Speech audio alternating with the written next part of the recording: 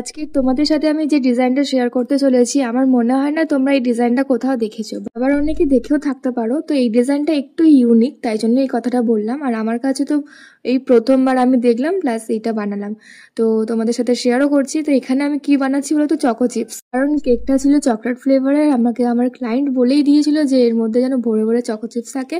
আর unfortunately আমার choco chips পুরো শেষ, যেটা আমি খেয়াল করিনি, রিস্টকও করা হয়নি, তাই আমি বাড়িতেই চকো চিপস বানিয়ে নিয়েছি।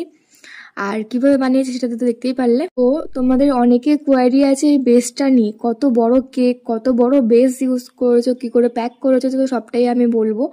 এটা হচ্ছে একটা পুরোটা গোটা প্লাই, 13x24 ইঞ্চির একটা প্লাই। এরকম ধরনের বেসও পাওয়া যায়, যেটা তোমরা কেকের র মেটেরিয়াল সব থেকে কাস্টমাইজ করে নিতে পারো। সব দোকানে করে কি আমি বলতে পারবো না, বাট কিছু দোকানে করে।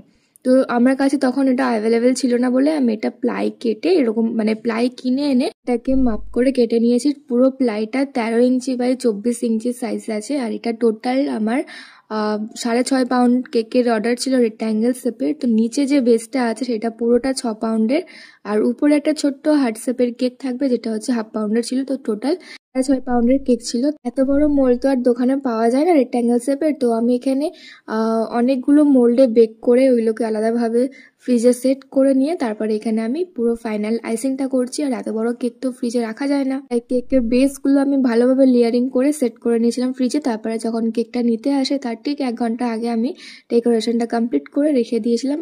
তো এখানে আমি দুটো 8 ইঞ্চির মোল্ডে 2 পাউন্ড করে বেক করেছিলাম, আর দুটো 6 ইঞ্চি মোল্ডে 1 পাউন্ড করে বেক করেছিলাম, টোটাল 6 পাউন্ড। তো সেটাকে আমি ম্যানেজ করে এভাবে রেক্ট্যাঙ্গেল শেপ বানিয়ে নিয়েছিলাম। আর এটা আমার কাছে একটু ডিফিকাল্ট ছিল, কারণ এত বড় রেক্ট্যাঙ্গেল শেপ, আর উপরের ফিনিশিংটা পুরো স্মুথ ছিল। ছবিতে আমাকে যেটা রেফারেন্স আমার ক্লায়েন্ট পাঠিয়েছিল, তো আমি এখানে স্মুথই করার চেষ্টা করেছি।